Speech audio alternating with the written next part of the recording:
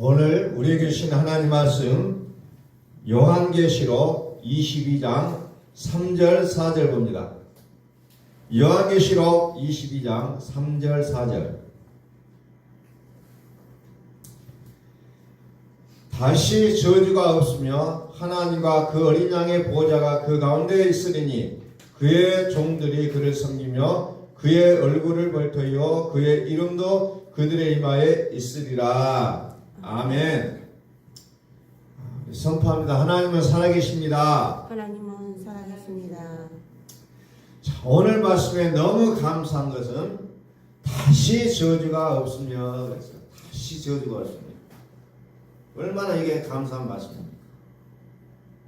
하나님이 약속하시고 보증해 주시고 친히 이 삶을 살아갈 수 있도록 허락하신 하나님이 우리 안에 살아계신다는 겁니다. 다시 저주가 없다. 이게 부활의 믿음으로 살아가는 자에게 주어지는 특권이라는 겁니다. 그런데 우리는 어때요? 수많은 두려움이 있어요.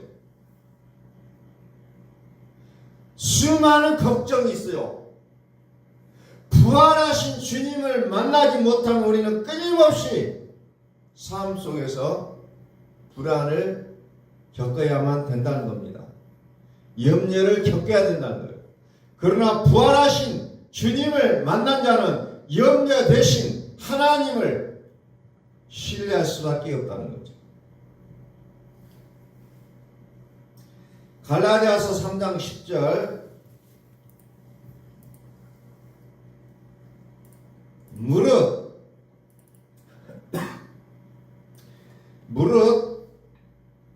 율법 행위에 속한 자들은 저주 아래 있나니 그랬더니 저주 아래 있는 자는 어떤 자냐? 율법 행위에 속한 자다 이렇게 얘기하고 있죠. 율법의 믿음으로 사느냐 복음의 믿음으로 사느냐 이것은 우리가 삶 속에서는 실제적으로 좀 생각을 못할 수도 있지만은 이것과의 차이는 뭐냐? 저주 아래 있느냐 아니면은 자유함 속에 있느냐의 차이라는 겁니다.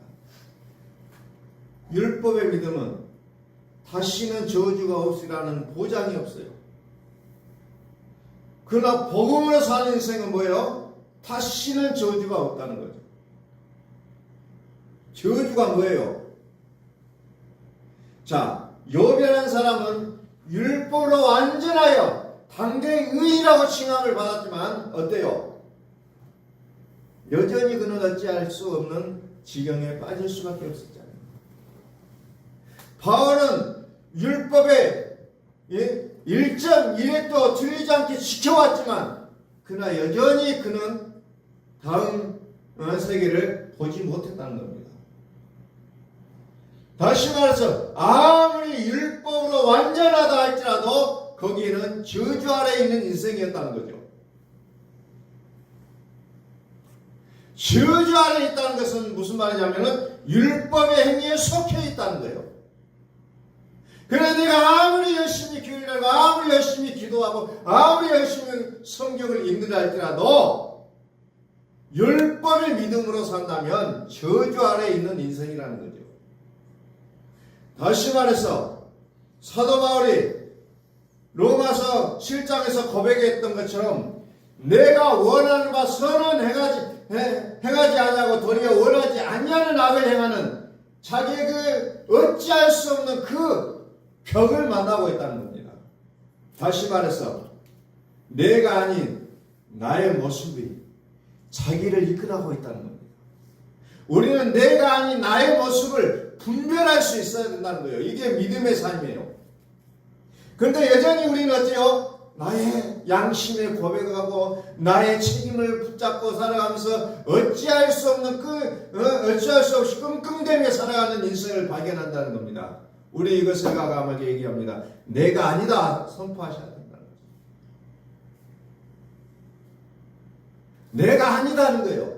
그런데 내가 아닌 것에 의하여 나는 끌려가고 인생이라는 겁니다. 로마서 7장을 하면 봅니다. 로마서 7장 19절 사도 바울은 이것을 가지고 너무너무 시론을 많이 했어요. 내가 아닌 내가 내 속에 있다는 거예요. 내가 원하는 바 선을 행하지 아니하고 도리어 원하지 아니하는 바 악을 행하는도다. 만일 내가 원하지 아니하는 그것을 하면 이를 행하는 자는 내가 아니요 내 속에 거하는 죄니라. 누가 그렇게 살게 했어요? 내 속에 있는 죄가 그렇게 살게 한다는 겁니다. 내가 아니에요. 내 속에 있는 죄라는 겁니다. 그러므로 내가 한 법을 깨달으니 곧 선을 행하기 원하는 나에게 악이 함께 있음이로다. 나에게 악이 함께 있는 것이라는 거예요. 나는 나라고 생각했는데 그것이 내가 아니라는 거예요. 우리는 이것을 분명하게 분리할 수 있기를 주의 이름으로 선포합니다. 분리해야 돼요.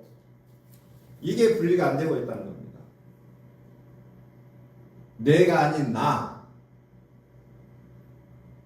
내가 아닌 나의 모습을 우리는 분별해야 된다는 거죠. 로마서 2장 15절에는 이것을 가르쳐 뭐라고 하냐면 내 마음에 새겨진 율법이라고 얘기하고 있습니다. 내 마음에 새겨져 있기 때문에 그게 나로 착각을 한다는 거예요.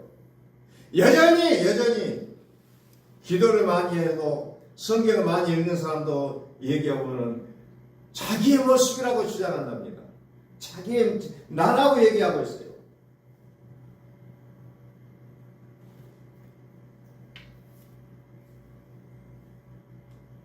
마음에 새겨진 율법인 거예요.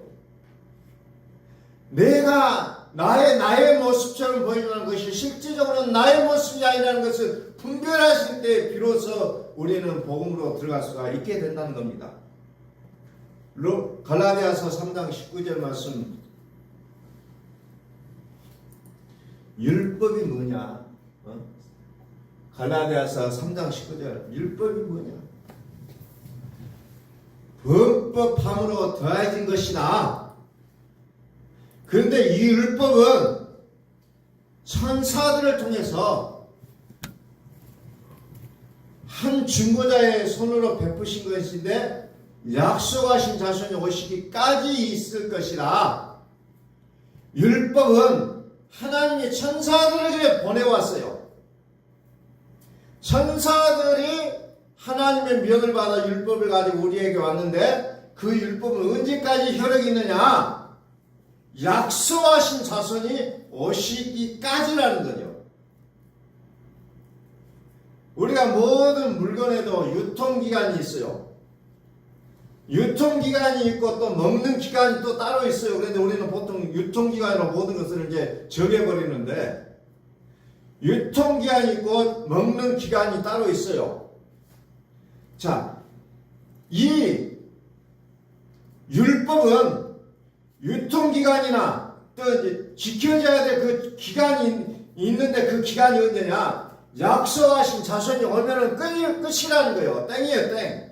그런데 약속하신 자손을 붙잡고 있으면서도 여전히 율법을 붙잡고 있다면 이것은 뭔가 문제가 있다는 거죠. 이것을 구분을 못하고 믿고 있다는 겁니다. 천사를 시켜서 율법을 주었어요. 하나님이 주셨어요. 그런데 이 천사를 가르쳐서 로마서 8장에서는 뭐라고 얘기하냐면 무서운 영이라고 얘기합니다. 무서운 영. 왜? 우리한테 와가지고 떨어지지를 않고 있다는 겁니다. 여전히 율법을 전달해 놓고 그 율법을 떠나지 못하도록 붙잡고 있어요.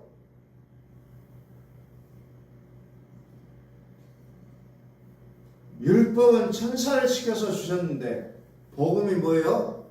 하나님의 아들 예수 그리스도. 예수 그리스도는 누구예요? 나의 범죄함으로 내 주님이 되고 나를 의롭게 하게 하여 살아나신 분이 예수 그리스도라는 거죠. 그래서 복음을 믿는다는 것은 나의 범죄함을 위하여 내 주님이 되고 나를 의롭게 하게 살아나신 예수 그리스도를 붙잡는 게 복음이라는 겁니다. 율법 이면에는 천사가 있어요. 내가 지켜서 지키고 나의 의지가 강해서 지키고 하는 것이 아니라 율법의 속에는 천사가 개입이 되어 있다는 겁니다. 천사가 있어요. 천사도 주님이라고 표현을 합니다. 그런데 참 주님이 아니라는 거예요. 세상에는 많은 주가 있고 많은 신이 있다고 했잖아요. 그 주 중에 그 신 중에 하나라는 겁니다. 천사들이 떠나야 내가 자유함을 누릴 수가 있는 거예요. 그래서 어린아이일 때는 보호자가 필요하다고 했잖아요. 그런데 사람이 장성하여 성이 되면은 이제 보호자가 필요가 없다는 겁니다. 다시 말해서 예수 그리스도가 내 안에 오신 이후로는 천사는 필요가 없다는 거예요.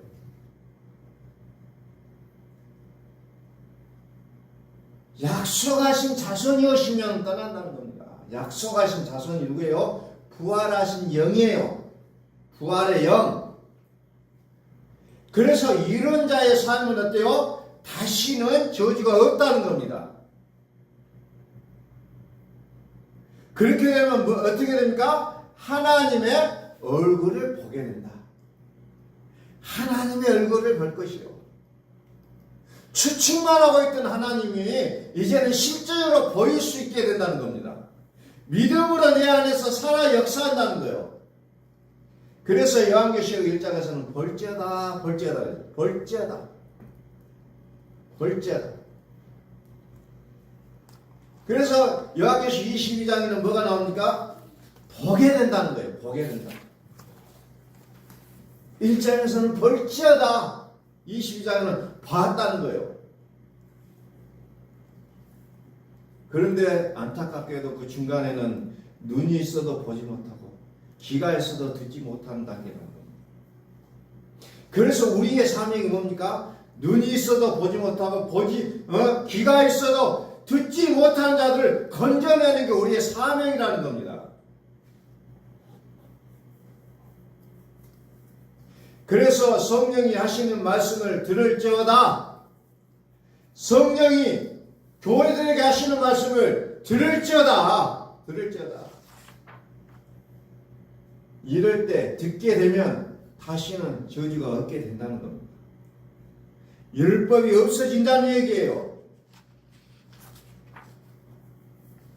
율법으로 살려고, 육체로 살려고 매를 쓰고 애를 썼던 이 삶에서 이제는 벗어나게 된다는 겁니다.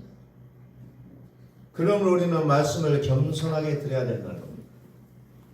나의 생각을 앞세우고 말씀을 듣고 나의 생각으로 말씀을 정해버리는 것이 아니라 말씀이 내게 와서 나의 영과 홍과 골수를 찔러 쪼개야지, 내가 말씀을 이리 판단하고 저리 판단하고 쪼개고 하는 것이 내가 할 일이 아니라는 겁니다. 성경을 성경으로 믿어야 된다는 거예요. 그런데 우리는 너무나도 말씀보다 앞서갑니다. 말씀을 이래라 저래라 우리가 간섭해요. 말씀 그거 아닙니다. 이래야 됩니다. 저래야 됩니다라고 우리 스스로가 이제 계속해서 정하면서 살아가고 있는 나의 모습을 보게 된다는 겁니다. 말씀을 겸손하게 듣지 못하면 계속해서 말씀으로 사는 것이 아니라 내가 말씀을 이래라 저래라 움직이게 돼 있다는 거죠. 내 기도가 뭡니까? 하나님이 이래라 저래라 움직이는 것이 내 기도가 아니에요. 우리는 너무나도 많이 착각을 하고 살아왔다는 겁니다. 기도는 하나님의 마음을 움직여야 된다. 그래서 그냥 막 되지도 않은 말을 그냥 우긴다는 겁니다. 때를 써요. 밤이 새도록 기도하고 밥을 굶어가면서도 기도하면서 하나님 이거 아니잖아요, 이렇게 해주셔야 되잖아요, 그냥 막 그렇게 기도하는 것을 우리는 기도라고 그렇게 생각을 해왔다는 겁니다. 아니에요. 기도는 뭐냐? 하나님의 말씀으로 나의 생각을 적는 게 기도라는 겁니다. 하나님 이거 아니잖아요, 그게 기도가 아니라 하나님 내가 이 말씀대로 살겠습니다, 이렇게 하는 게 기도라는 겁니다.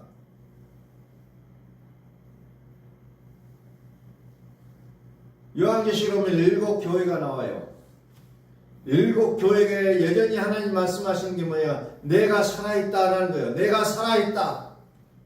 너의 마음대로 살지 말고 나의 살아계심을 믿으라고 외친 것이 7교회에게 전하는 메시지라는 거죠. 내가 사라질 테니 너는 죽어라. 이게 교회에게 전달하는 요한계시록 7교회에게 향하는 메시지라는 겁니다.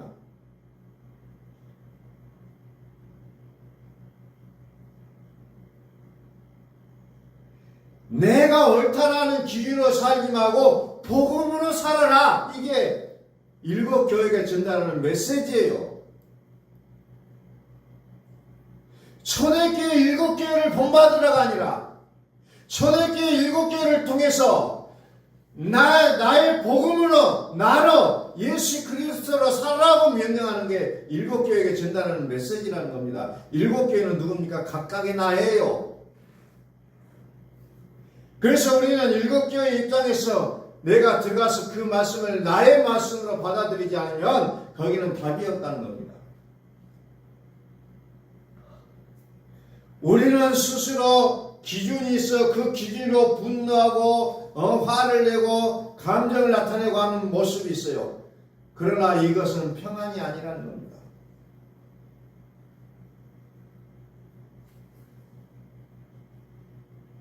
내가 살아내고 내가 반응하고 내가 살아내는 이 모습이 아니라 하나님이 나를 통하여서 살아주시는 모습을 우리는 보여주는 게 진정한 교회의 모습이라는 겁니다. 이제 선포합니다. 하나님의 생명이 자세하게 알아져가는 나의 모습이 되기를 예수의 그리스도의 이름으로 선포합니다. 아멘. 하나님이 실제적으로 자세하게 알아져가야 돼요. 우리 한번 선포합니다. 당신은 주인공이십니다. 당신은 주인공이십니다. 당신은 주인공이십니다. 당신은 주인공이십니다. 잘 되고 있습니다. 잘 되고 있습니다. 내가 걱정하고 불안하지 말고 하나님이 하실 텐데 내가 왜 불안하고 걱정합니까? 내가 하려고 하니까 걱정되고 불안하다는 겁니다. 사망의 세력을 잡은 자 마귀.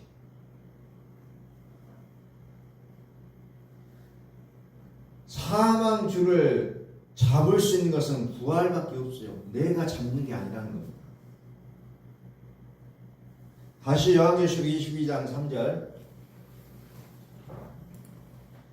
다시 저주가 없으며 하나님과 그 어린 양의 보호자가 그 가운데 있으리니 하나님과 어린 양의 보호자가 그 가운데 있으리니 그의 종들이 그를 섬기며 그의 얼굴을 벌태여 그의 얼굴도 그들의 이마에 있으리라.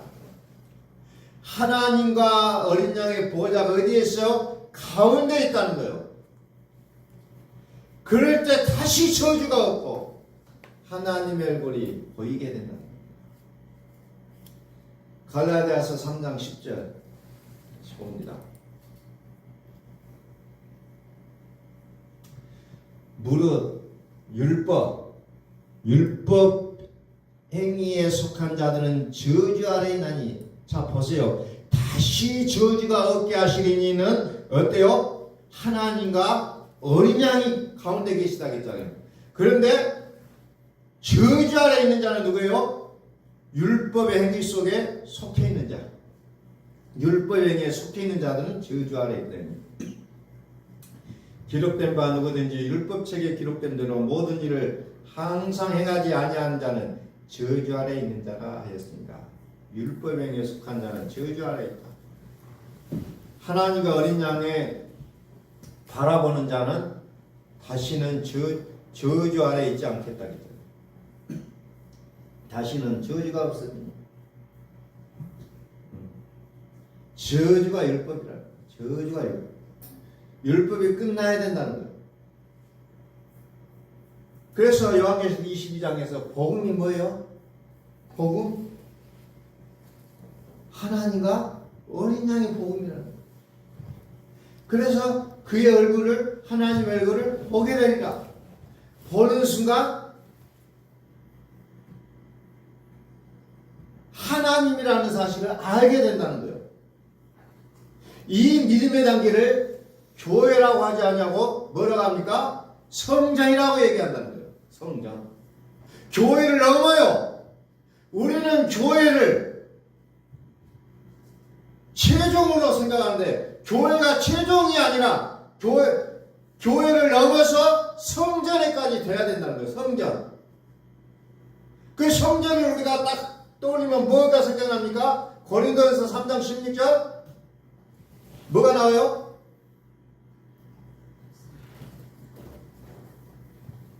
고린도전서 3장 16절은 뭐예요? 하나님의 살아계신 성전.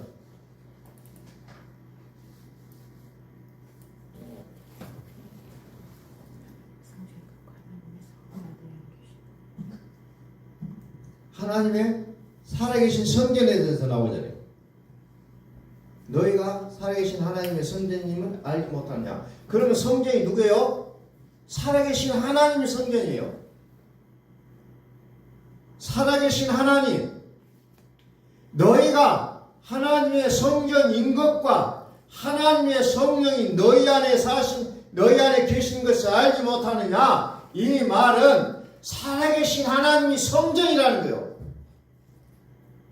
그러니까 내 안에 살아계신 하나님이 계시기에 내가 성전이라고 얘기하고 있다는 겁니다. 살아계신 하나님이 계시지 않은 것은 성전이 아니라는 거예요. 교회는 뭐예요? 하나님을 믿는 사람이 교회예요. 하나님을 믿는 사람.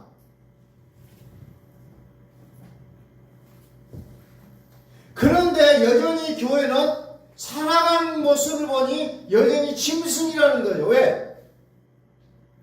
하나님 살아계신 것을 믿기는 믿는데 하나님 살아계시지가 않아요. 내가 아닌 나의 영적인 신분에 이끌려 살아가고 있다는 겁니다. 그것을 가르쳐 교회라고 얘기하고 있다. 여전히 하나님을 알아요. 모르는 게 아니에요. 하나님을 믿는다고 얘기해요. 그러나 여전히 내가 나의 주인되어서 살아가고 있는 것입니다. 그래서 히브리서 4장 12절에 하나님의 말씀이 살아있고 활력이 있어 좌우에 나선 어떤 것보다도 예리하여 혼과 영과 위의 간절과 골수를 찔러 쪼개게 하며 그 마음과 생각과 뜻을 판단하나니 그랬어요.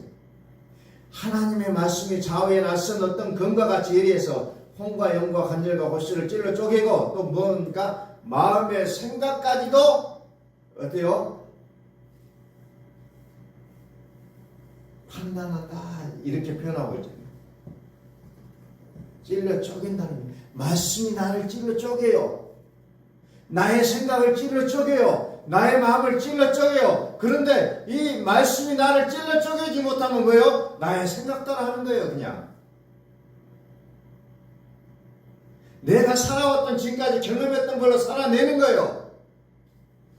내가 선하다고 믿어왔던 그 율법으로 살아내는 거예요.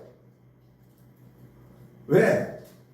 나의 마음과 생각을 찔러 쪼개야만 그게 가능하거든요. 그래서 우리는 영적으로 분별력이 있어야 된다는 겁니다. 하나님의 영으로 살 것이냐 사단의 영으로 살 것이냐.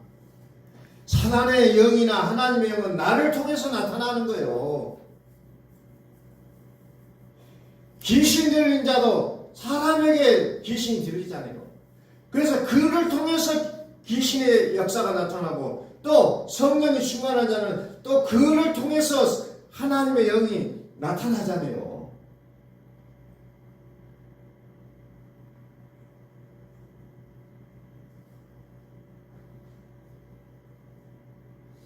참 그래서 우리의 마음과 생각을 찔러 쪼개임을 받지 않으면 여전히 우리는 나의 생각과 나의 고집으로 살 수밖에 없다는 겁니다. 대수술을 받아야 돼요. 그렇지 않으면 우리는 여전히 나의 고집, 아집, 내가 본 것, 내가 체험한 것만 최고로 여기게 돼 있다는 거죠. 그러나 우리가 경험하지 못하고 체험하지 못하는 세계는 더 무궁무진하게 많다는 것을 우리는 아셔야 된다는 겁니다. 생각. 그래서 사도 바울이 로마서 7장에서 내 생각대로 안 된다는 거예요. 나의 마음은 원이로되 내가 원하지 않은 반응만 해가고 있다. 그러면서 이제 로마서 7장을 벗어나서 생명의 성령의 법으로 살았냐 사망의 법으로 살았느냐, 이제 그것을 감지하고 이제 얘기하잖아요. 생명의 성령의 법이 나를 자유케 했다고 선포하잖아요. 이것이 사도 바울이 통해서 우리에게 보여주고 있다. 로마서 10장 16절을 봅니다. 로마서 10장 16절 한번 자세히 보겠습니다. 히브리서 10장 16절입니다. 잘못했네요. 히브리서 10장 16절.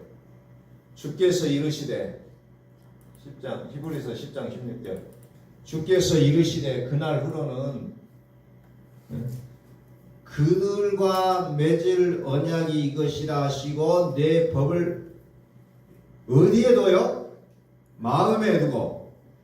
어디에 기록해요? 생각에 기록한다는 거지. 근데 우리는 복음이 내 생각에 기록이 되지 않아서 자꾸 내 생각대로 보잖아요.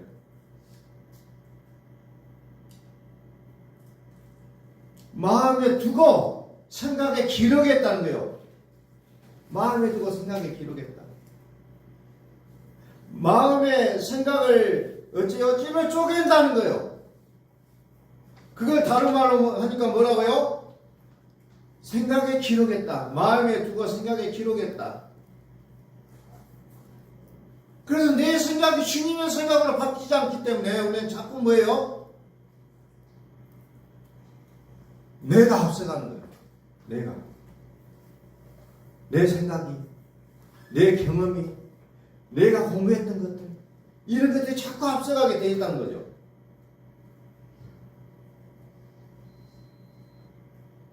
끊임없이 우리의 삶은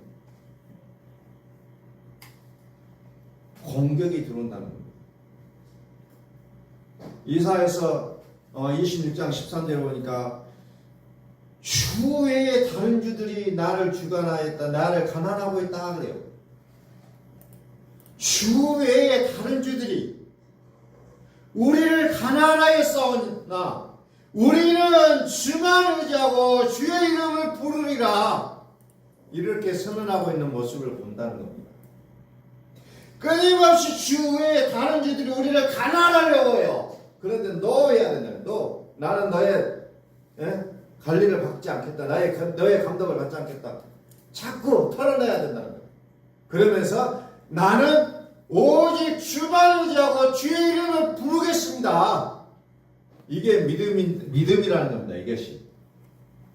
이게 믿음이에요. 자꾸 주가 아닌 주들에게 힘을 주면은 어때요? 저주 아래 있다는 겁니다.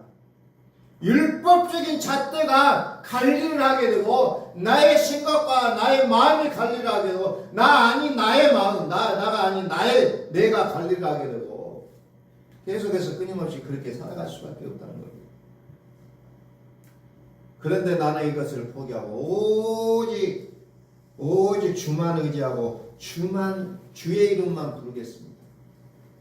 그러면 다시 저주가 없다는 겁니다.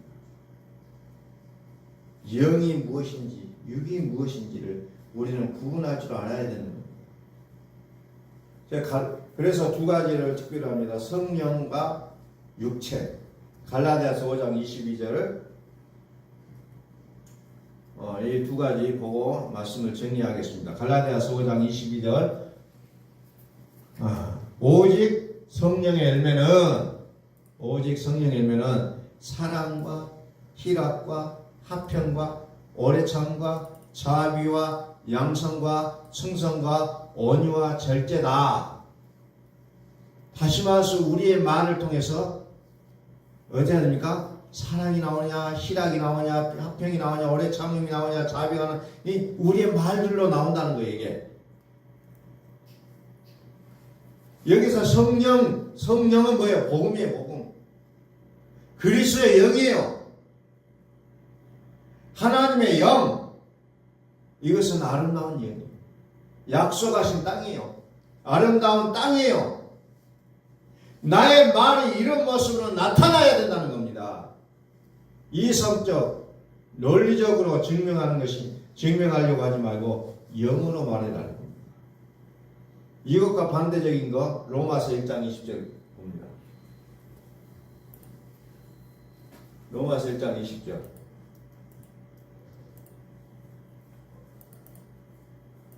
창세로부터 보이지 아니하는 것들 곧 그의 영원하신 능력과 신성이 그의 만드신 만물에 분명히 보여 알려졌나니 그러므로 그들이 핑계하지 못할지니라. 우리는 모른다고 얘기하는데 만물에 이미 하나님이 보이게 해놨다는 거죠.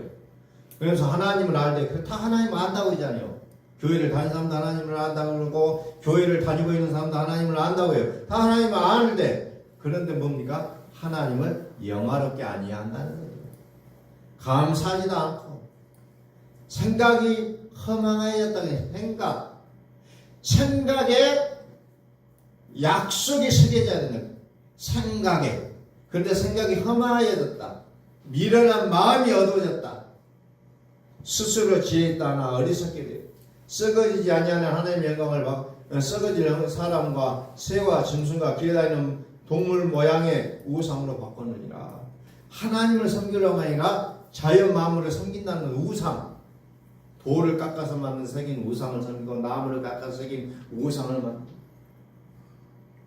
사람들이 이것을 바꾸는 것을 잘못됐다가 아니라 잘했다고 생각한다는 겁니다. 24절 그러므로 하나님께서 그들을 마음의 정욕대로 들으며 내어 네 하고 싶은 대로 하고 나도 그래요. 그러니까 이것도 괜찮네 라고 생각한다는 겁니다. 별일 없네. 그냥 내비둬 본 것이 어찌 보면은 가장 큰 저주잖아요. 내비둬 버려요. 그럼 네 맘대로 한번 해봐라.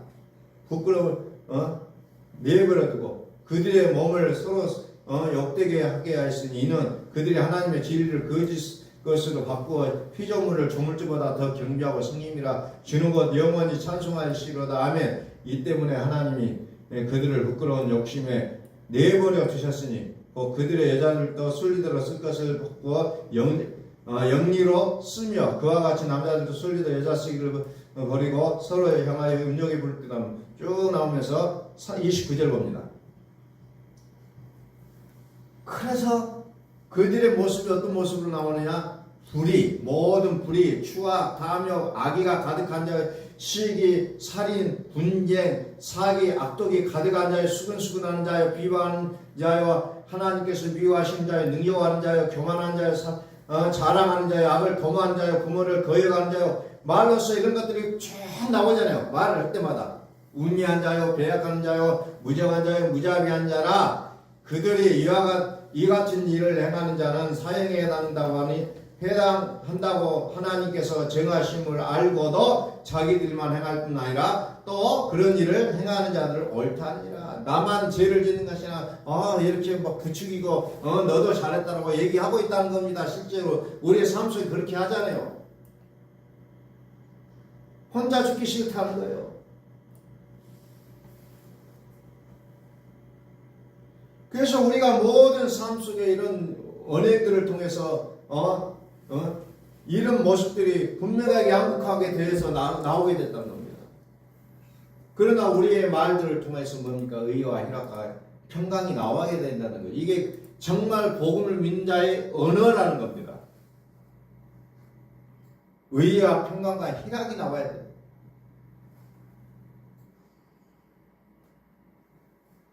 자, 다시 저주가 없으며 하나님과 그 어린 양의 보호자가 그 가운데에 있으리니 그의 종들이 그를 섬기며 그의 얼굴을 벌뜨려 그의 이름도 그들의 이마에 있으리라. 다시 저주가 없어요.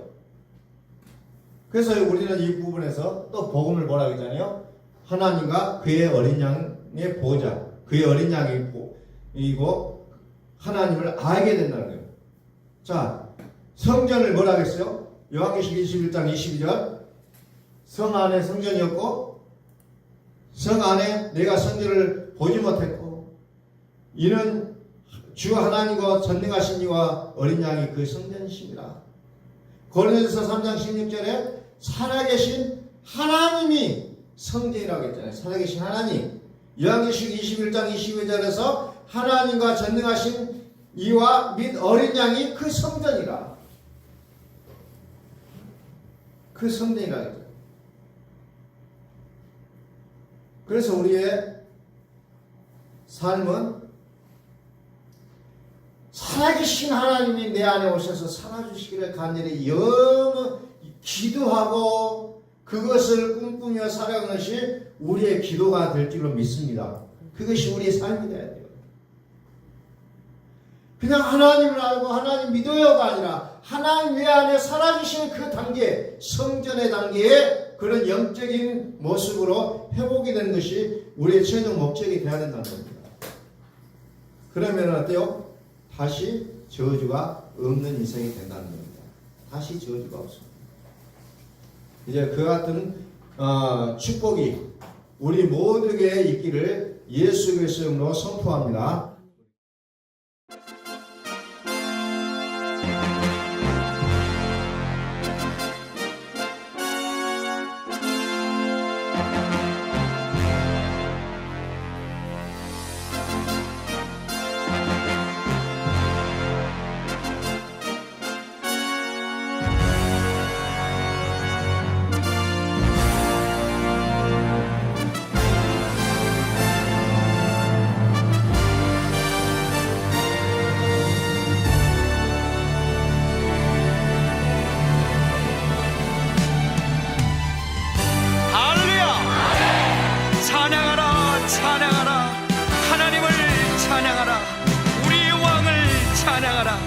하나님은 온 땅의 왕이 되시며 열방을 치리하시니 그 이름을 선포합시다. 지존하신 주님 이름 앞에 무릎 꿇고 다 경배해. 거룩하신 주님 보좌 앞에 엎드려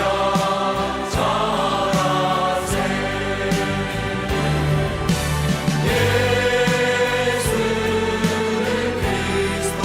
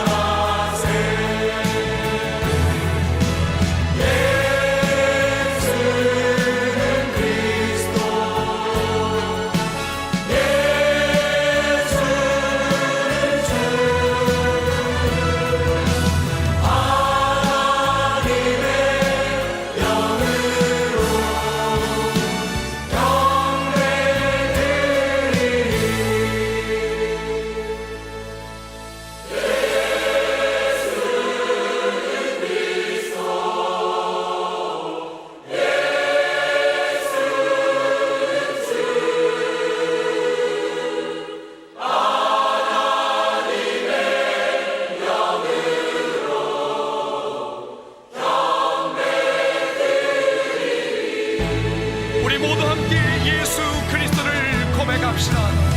예수는 그리스도, 살아계신 하나님,